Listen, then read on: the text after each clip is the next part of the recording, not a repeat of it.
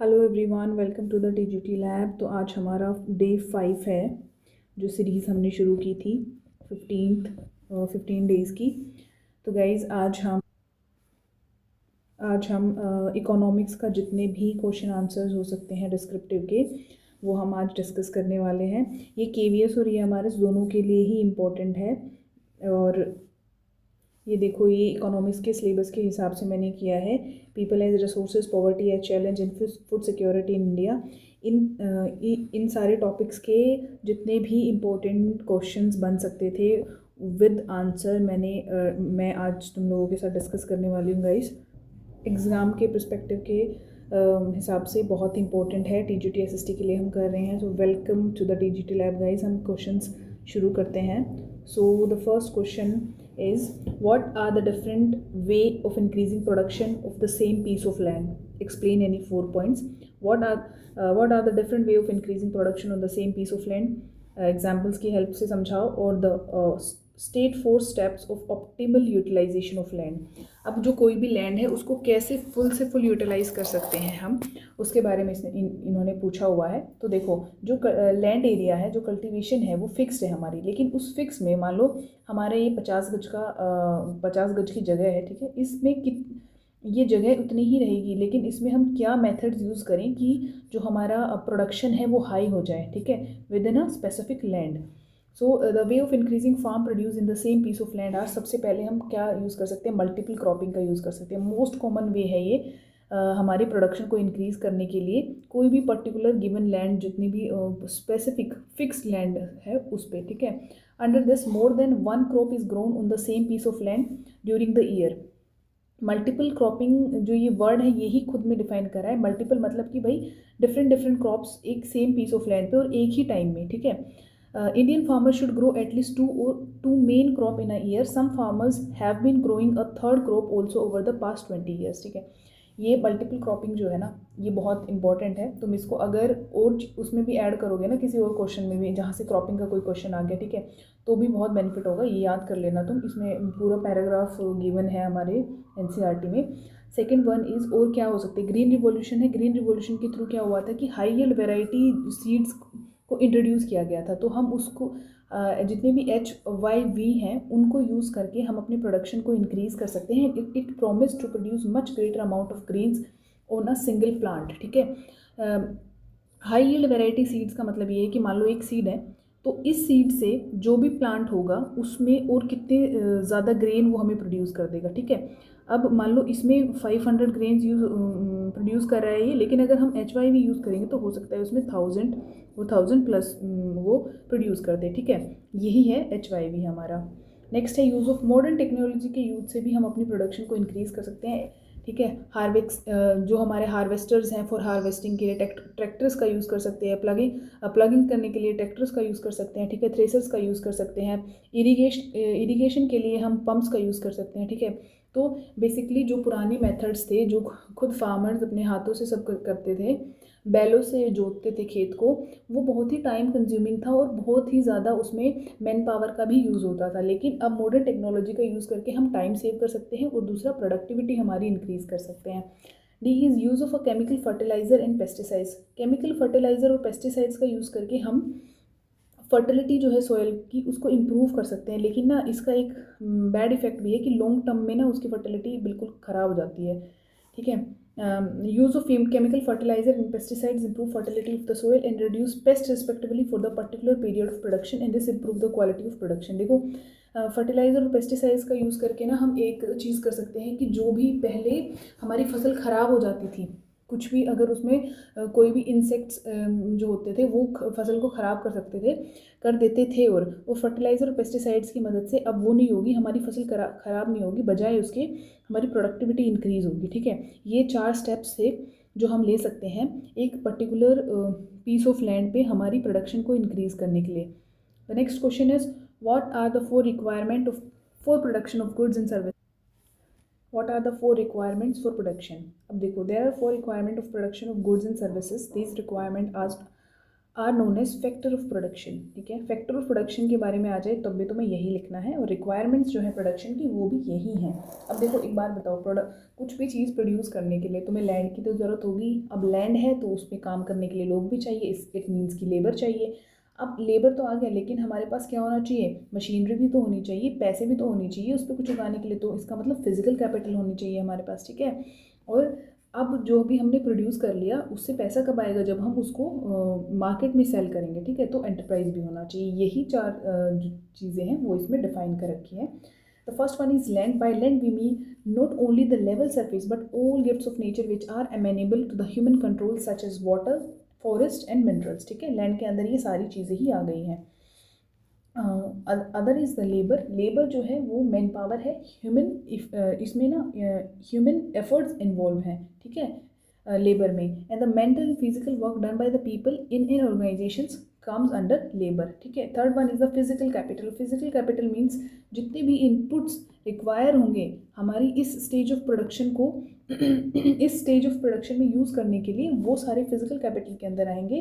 Fixed capital और working capital में इसको डिवाइड किया हुआ है, किसको, फिजिकल कैपिटल को। फिजिकल के अंदर जो फिक्स्ड कैपिटल है उसमें क्या होगा, tools, machines, buildings that can be used for production of for many years. ठीक है, जितने भी टूल्स हैं, मशीन्स हैं, ये क्या है, हमारी फिक्स्ड कैपिटल है।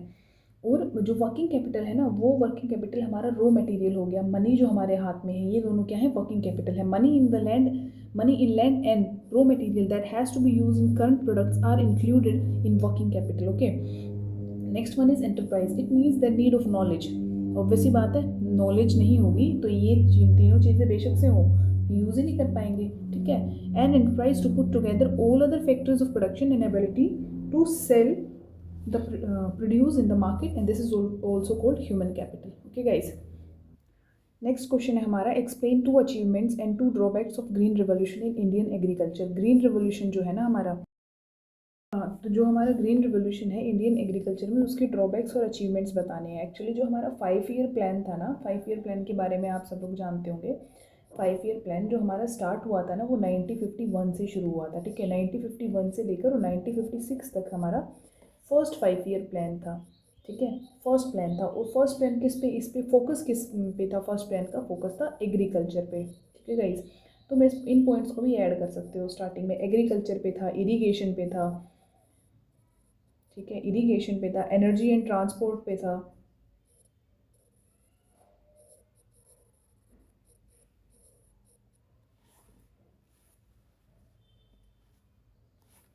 और ठीक ऐसे ही जो हमारा सेकंड 5 ईयर प्लान था, सेकंड 5 ईयर प्लान के अंदर हमारा वो फोकस जो था वो इंडस्ट्रियलाइजेशन पे था,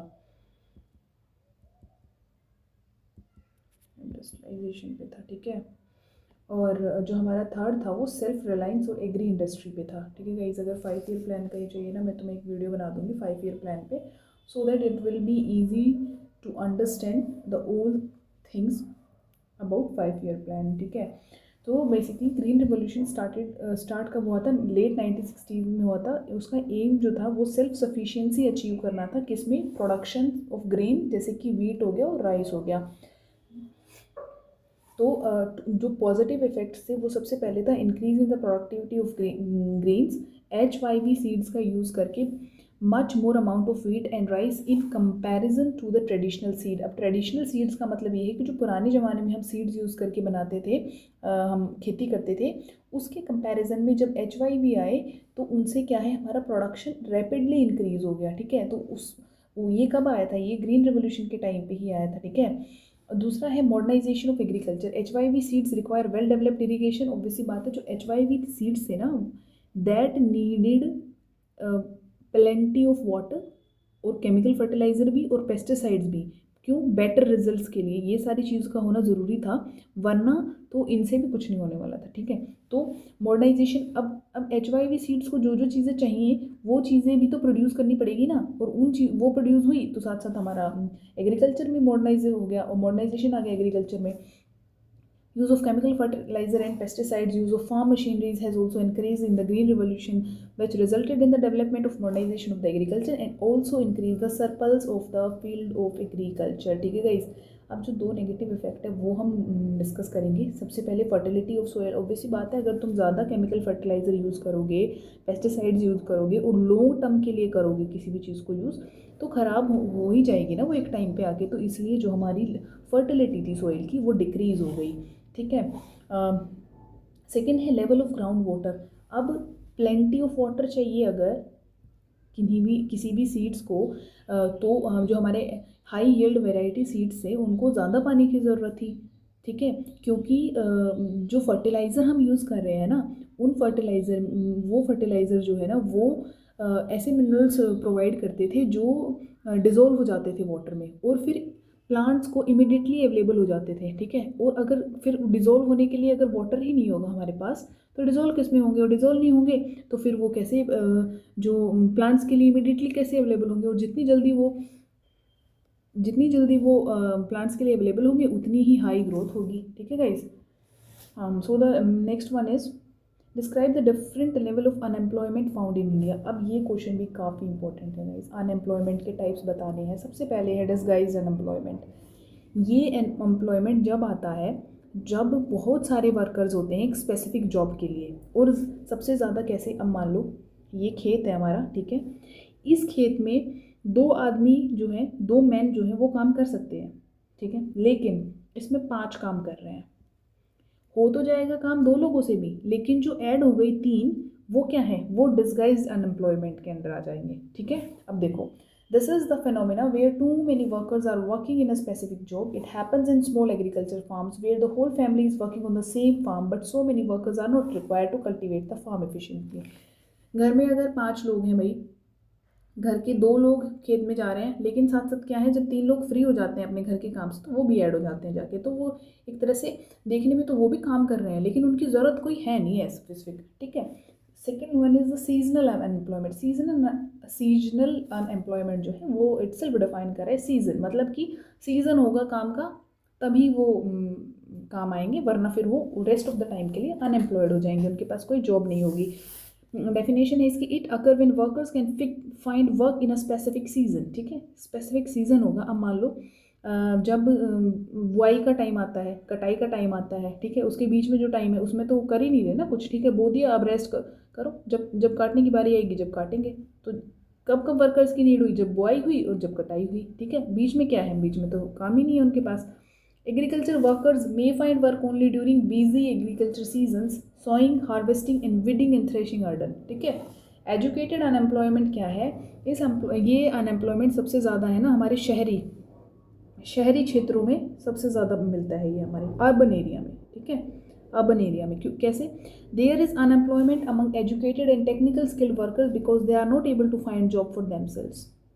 अब घर बैठे हैं, जो भी पढ़े लिखे हैं घर बैठे हैं, लोगों ने बीटेक कर रखी है, but they are not able to find a specific job for them. तो क्या है ये एजुकेटेड अनएम्प्लॉयमेंट हो गया, ठीक है। नेक्स्ट है स्ट्रक्चर्ड अनएम्प्लॉयमेंट। स्ट्रक्चर्ड अनएम्प्लॉयमेंट क्या है कि भाई देखो, अब जब मिसमैच हो जाता है ना स्किल्स का। अब मान लो यहाँ पे एक हमारी कंपनी है, उस कंपनी में ज़रूरत है, मान लो कि भाई एक गुड कम्युनिकेशन स्किल हो बंदे की और वो इफेक्टली लोगों से डील कर पाए, लेकिन आपके पास क्या है, आपके पास टाइपिंग स्किल अच्छी है और ना आप बहुत अच्छी रिपोर्ट्स तैयार कर सकते हो, ठीक है। मिसमैच हो गया ना, ज़रूरत ये है लेकिन आपके पास स्किल ये है, ये वर्क फोर्स आएगा यहाँ पे, ठीक है। Workforce and skill required for available job. Okay guys, so the next question is suggest any 3 ways of transform population load into a asset. Asset और liability ये 2 चीज़ें होती हैं, ठीक है।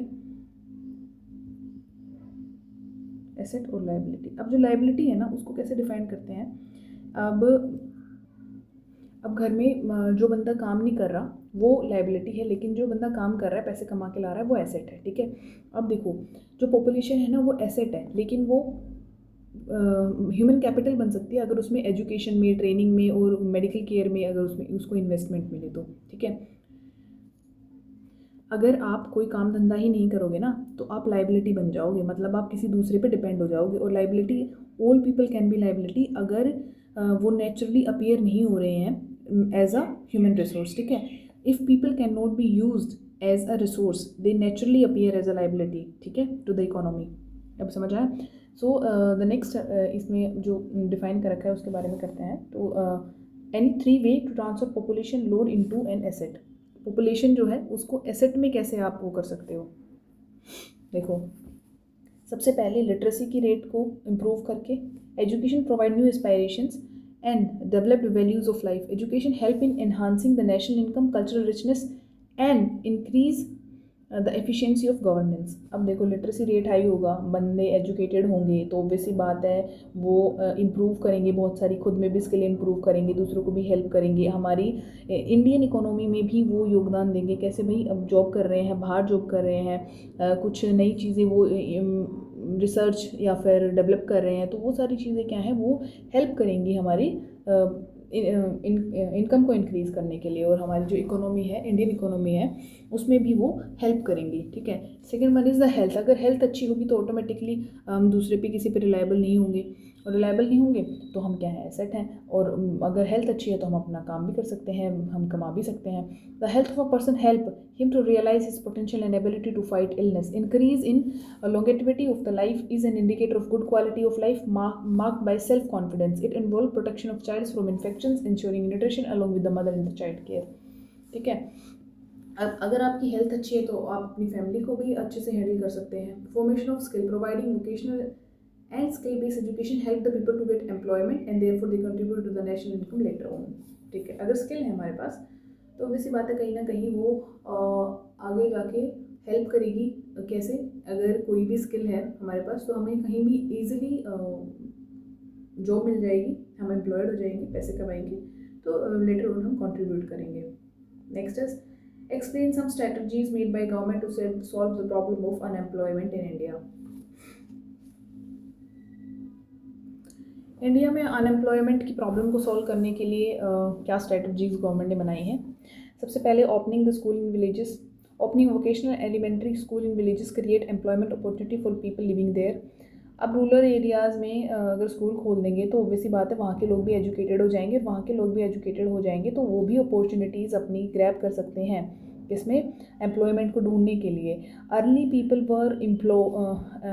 People were involved in primary sector only but now they have better employment opportunity for the other sector also. Primary, secondary and tertiary sector के बारे में मैं आगे डिफाइन करूँगी। ठीक है। Primary sector basically related to the agriculture itself. ठीक है।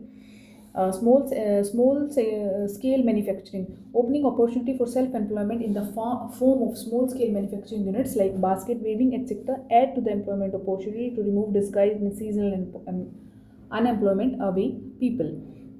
अगर स्मॉल स्केल मैन्युफैक्चरिंग होगी तो डिस्गाइज और सीजनल। अब देखो, सीजनल मैंने बताया था कि भाई सोइंग के टाइम पे और हार्वेस्टिंग के टाइम पे लोग इन्वॉल्व होते हैं बट बीच में नहीं है, लेकिन अगर उनके पास कोई स्किल होगी तो वो स्मॉल स्केल मैन्युफैक्चरिंग जो इंडस्ट्रीज़ हैं उनमें चले जाएंगे, तो एक तरह से वो पूरे साल क्या होंगे, वो पूरे साल एम्प्लॉयड हो जाएंगे। ठीक है। तो क्या है, हमारा सीजनल अनएम्प्लॉयमेंट खत्म हो जाएगा, डिस्गाइज अनएम्प्लॉयमेंट खत्म हो जाएगा। एक खेत पे 5 आदमी की ज़रूरत है और 10 आदमी काम कर रहे हैं तो 5 तो फ्री में कर रहे हैं ना, वो 5 वहाँ काम ना करके अपना इंडस्ट्रीज़ में काम करेंगे अगर उनके पास स्किल है, तो क्या है, डिस्गाइज अनएम्प्लॉयमेंट खत्म हो जाएगा। Introduction of modern farming methods, modern farming methods का इंट्रोड्यूस करेंगे वो खुद से ही, वही वो जब पढ़े लिखे होंगे तो उन्हें भी पता होगा कि कैसे यूटिलाइज कर सकते हैं रिसोर्सेज को।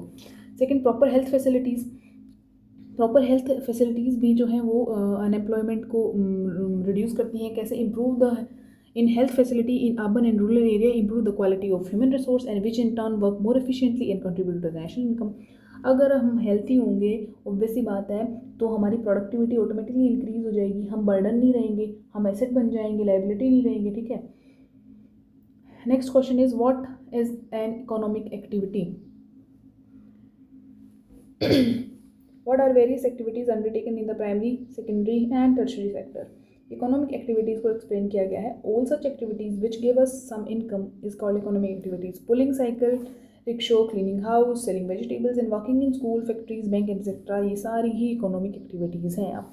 अब एक्टिविटीज़ जो प्राइमरी, सेकेंडरी और टर्शरी के अंदर आती हैं वो डिफाइन कर रखी है। प्राइमरी एक्टिविटीज़ जो हैं, प्राइमरी सेक्टर जो है वो एक्टिविटीज़ कंसर्न विद कलेक्टिंग और making available material provide by nature are included in the primary sector. जैसे कि एग्रीकल्चर हो गया, पोल्ट्री फार्मिंग हो गई, माइनिंग हो गया, फिशिंग हो गया, ये सारी क्या है, हमारी प्राइमरी सेक्टर एक्टिविटीज़।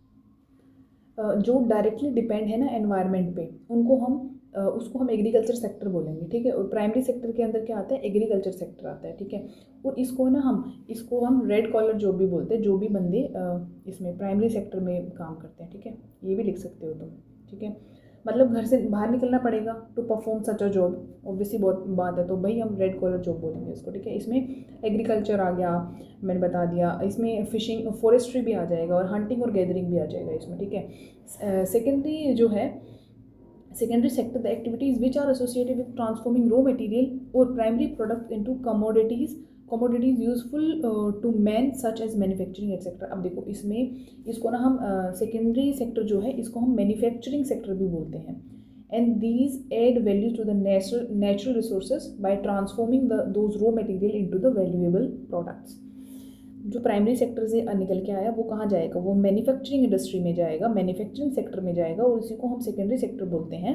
देखो यहाँ से यहाँ पे हमने गेहूँ बोए, ठीक है, वीट गया सेकेंडरी सेक्टर में, इसका आटा बन गया। अब आटे से बहुत सारी चीज़ें और बन जाएंगी, तो क्या है, ये मैन्युफैक्चरिंग इंडस्ट्री है, मैन्युफैक्चर कर रही है, जो भी रॉ मटेरियल आया है रॉ मटेरियल भेजेगा प्राइमरी सेक्टर सेकेंडरी सेक्टर को, ठीक है। बिल्कुल इजी वे में डिफाइन करने की कोशिश कर रही हूँ मैं तुम्हें। और जो सेकेंडरी सेक्टर है ना उसको हम ब्लू कॉलर जॉब बोलेंगे, याद रखना, ब्लू कॉलर जॉब, ठीक है। और सेकेंडरी सेक्टर जो है ना वही है हमारी बैकबोन है कंट्री की, बैकबोन ऑफ कंट्री, ऐड कर सकते हो ये पॉइंट्स तुम उसमें, ठीक है। और help in the industrialisation of the country, पता ही है, क्योंकि इसको हम मैन्युफैक्चरिंग सेक्टर बोलते हैं, ठीक है। अब टर्शरी सेक्टर जो है ना इसको हम सर्विस सेक्टर भी बोलते हैं, क्योंकि यही तो प्रोवाइड करेगा सर्विसेज, यही प्रोवाइड करेगा। Which are essential for running modern factories in a big way are termed as tertiary sector. Activities like trading, banking, health, education, insurance are including the tertiary sector. और ये हमेशा याद रखना कि intangible है nature में, intangible in nature, इसका मतलब ये है कि we can not touch them. Health, education, insurance, banking, trading, इनको टच थोड़ा कर सकते हैं, बट ये सारी चीज़ें क्या हैं, और ऑब्वियसली बात है मैन्युफैक्चर हो रही हैं, इसको हम वाइट कॉलर जॉब बोलेंगे, ठीक है। टर्शरी सेक्टर को, प्राइमरी को रेड कॉलर, सेकेंडरी को ब्लू कॉलर एंड टर्शरी को वाइट कॉलर जॉब बोलेंगे, ठीक है। इसके बाद ना 2 सेक्टर और आते हैं, और जो वो है फोर्थ वन इज हमारा quaternary sector, QUATENARY, quaternary sector, ठीक है।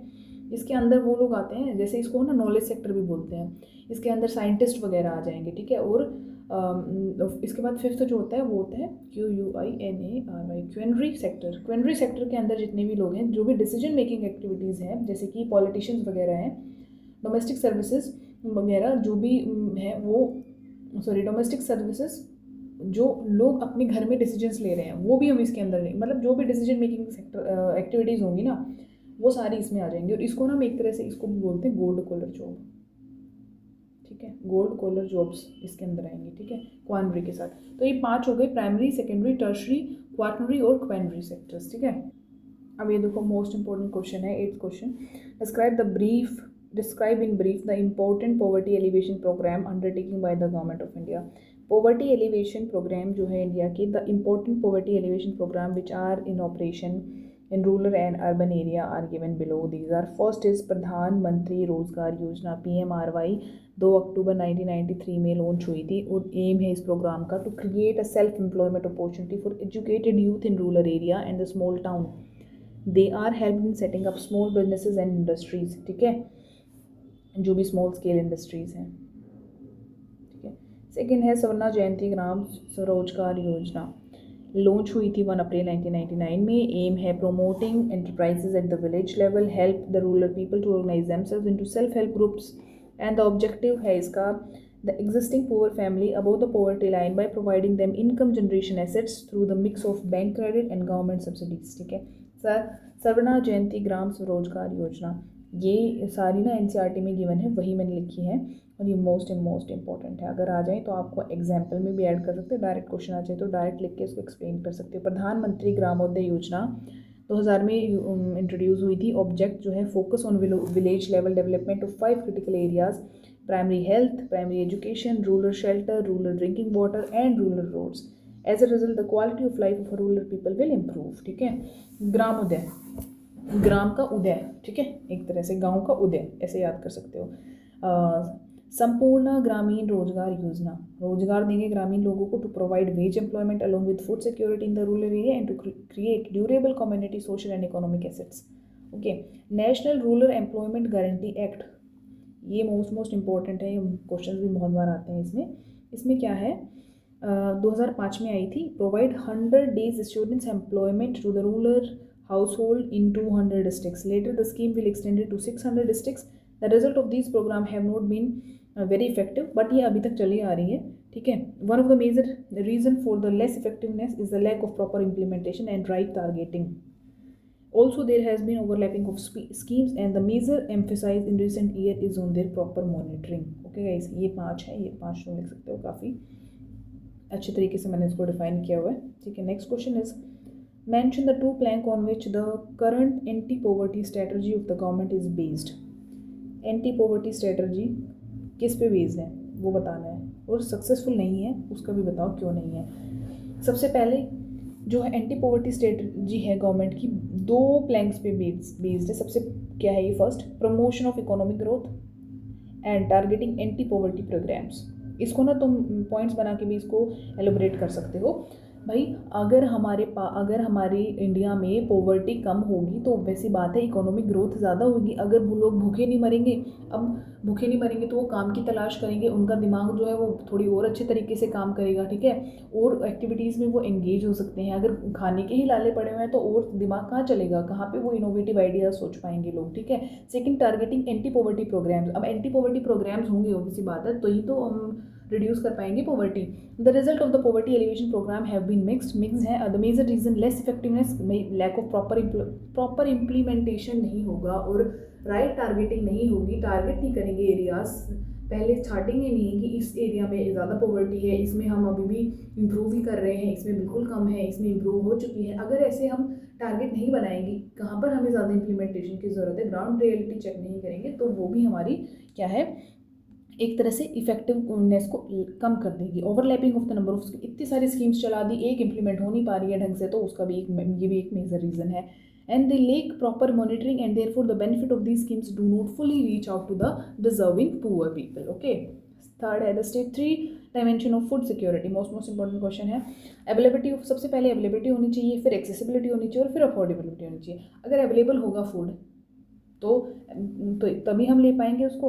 अब अवेलेबल तो है, अब हम तो उस पहुँच ही नहीं पा रहे, पहुँच पाएंगे तब उसको कंज्यूम कर पाएंगे, और पहुँच तो गए लेकिन अब उसको अगर अफोर्ड ही नहीं कर पा रहे तो कंज्यूम कैसे करेंगे, ठीक है। तो तीनों चीज़ें कहीं होना ज़रूरी है, अफोर्डेबल भी होना चाहिए, एक्सेसिबिलिटी भी होनी चाहिए और अवेलेबिलिटी भी होनी चाहिए फूड की, ठीक है। यही तीनों चीज़ें मैंने इसमें डिफाइन कर रखी है, पढ़ सकते हो तुम, स्क्रीनशॉट ले लेना, सो दैट कि लास्ट टाइम रिविजन के लिए बहुत बहुत हेल्पफुल होगा तुम्हें। लास्ट में क्या है, याद रहनी, रिमेंबर अगर चीज़ें हैं तुम्हारे पॉइंट अगर रिमेंबर है तो तुम्हें लिखने में बहुत बहुत आसानी हो जाएगी, ठीक है।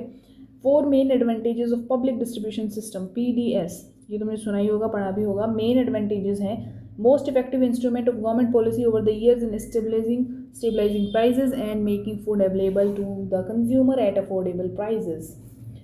पब्लिक डिस्ट्रीब्यूशन सिस्टम है, दुकानें खुली हुई हैं पब्लिक डिस्ट्रीब्यूशन, इसके अंदर राशन हमने देखा होगा, राशन की जो शॉप्स हैं वो खुली हुई हैं, ठीक है। उसमें क्या होता है, लोगों को राशन बांटते हैं, कम प्राइस में बांटते हैं, फ्री भी बांटते हैं, दिल्ली में तो फ्री का रखा है, ठीक है।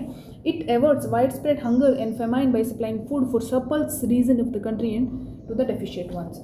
It revises the prices of food grains in favour of poor household. The declaration of minimum support price and procurement has contributed to an increase in food grains production and provide income security to farmers in certain region, ठीक है। ये 11 questions मैंने करवाए हैं, most important question है guys, ठीक है। इनको तुम पढ़ना, स्क्रीनशॉट ले लो बेशक से, मोस्ट इंपॉर्टेंट है। और this is it for today. Economics का हमने एक सेक्शन जो है वो कंप्लीट कर लिया है, और दूसरे सेक्शन के जो भी इंपॉर्टेंट क्वेश्चन लगेंगे मैं उनकी वीडियो भी आपको प्रोवाइड करूँगी गाइस, ठीक है। Thank you so much for watching the video guys. आपको वीडियो जैसी भी लगी आप मुझे कमेंट सेक्शन में बता सकते हो, और मेरा चैनल है the TGT lab, Telegram channel है ये, ठीक है। और टेलीग्राम पर मैंने ग्रुप भी बना दिया है, सो दैट कि अगर कोई भी डाउट है तो आप ग्रुप में मैसेज ड्रॉप कर सकते हो, ठीक है। सो अगर कोई भी और हेल्प या फिर अगर मैं तुम्हारी कर सकती हूँ तो प्लीज़ गाइज विजिट करना मेरे टेलीग्राम चैनल को, ठीक है। Thank you so much, this is it for today. हमने 5 डेज़ कंप्लीट कर लिए हैं और अब हम सीरीज़ को कंटिन्यू करेंगे। इकोनॉमिक्स की एक और वीडियो आएगी, ठीक है। उस वीडियो में हम जो जितने भी नेक्स्ट क्वेश्चन हैं वो करेंगे। उसके बाद गाइज हम हिस्ट्री शुरू करने वाले हैं, ठीक है। हिस्ट्री के मोस्ट इंपॉर्टेंट क्वेश्चंस मैं तुम्हें कराऊंगी। शोर्ट आपका एग्जाम क्लियर हो जाएगा, ठीक है।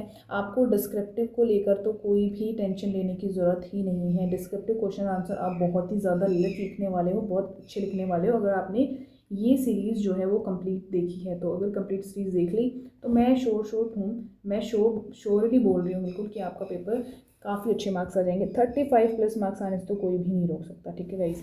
Thank you so much guys.